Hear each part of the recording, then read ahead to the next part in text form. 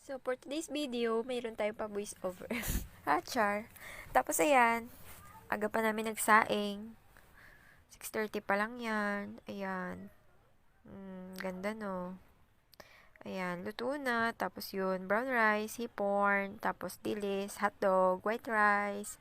Tapos, syempre, may noodles para sa may mga UTI. Lagot ka kay Mama Angela.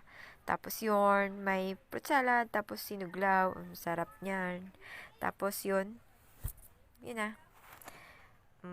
May patingin-tingin pa. Pak. Naligo pa ang person. Parang baliyin na lang. So, yan. Yan. Yan ang iniwan ni Bagyong Odette. Daming truso, no? Yun na. So, ang hirap pala mag voice over. Nakakahingal.